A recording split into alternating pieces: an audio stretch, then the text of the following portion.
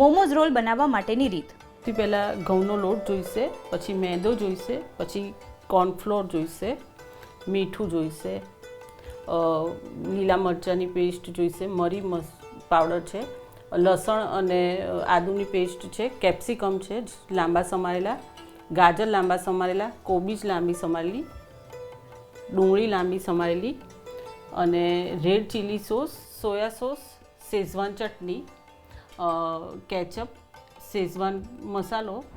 Momos role બનાવવા માટેની રીત. સૌપ્રથમ એક તાસમાં ઘઉં અને મેંદાના લોટમાં મીઠું, તેલ અને પાણી મિક્સ કરી પરોઠા જેવો લોટ બાંધો.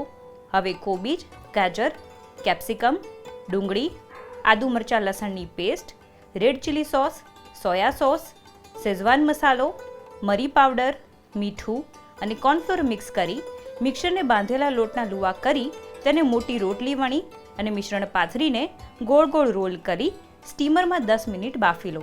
હવે રોલને કટ કરી કોર્નફ્લોરની સ્લરી કરી તેમાં બોળી તેલમાં તળી લો અને તેને શેઝવાન ચટણી સાથે સર્વ કરો તો તૈયાર છે મોમોઝ રોલ.